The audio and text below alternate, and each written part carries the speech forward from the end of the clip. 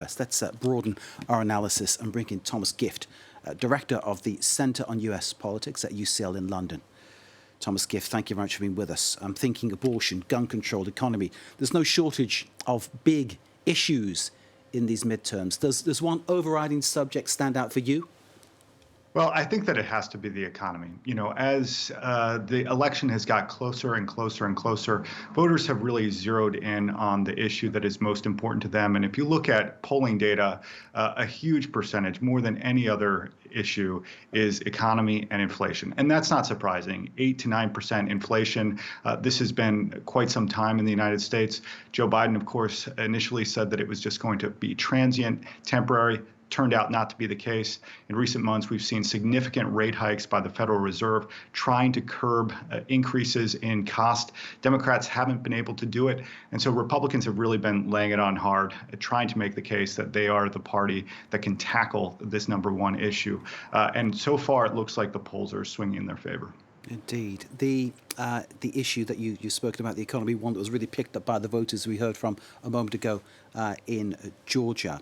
The issue of abortion, Thomas, it's one of these things that clearly is something that people feel very passionately either way. And I'm wondering whether that could be an issue that maybe cuts across party support guidelines in some way, shape or form. Something that when women are thinking about their right to choose, their traditional Republican or Democrat identity may in some way go out the window.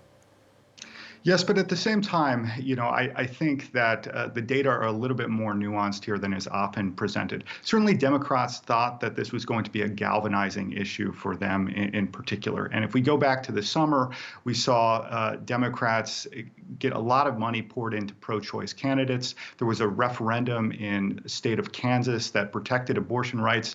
So Democrats really thought that they could ride that momentum into this election. But I'm not really sure if it's turning out to be as salient as they hoped. First of all, if you look at some of the polling data, only about 4 to 5% list abortion as their number one issue. So it's somewhat limited in the scope of other issues. Additionally, a recent poll by Harvard showed that 37% of Americans were actually more likely to vote Republican as a result of the Dobbs decision compared to 40% for Democrats. So it's an issue, especially whenever you get into the details of when life begins and when abortion should be allowed, that is a little bit more split than is often believed. We're already hearing allegations, perhaps thrown in advance, of electioneering, of rigging, of fixing the election, those kind of things, coming from Republicans, it seems. I'm wondering whether there's a different way of defining libel or defamation in the US, because I could imagine, where I grew up, of course, in the UK, that kind of accusation thrown like that could be libelous. It could be actionable in law, because there's no proof ever provided by these people who are claiming that the election's been rigged.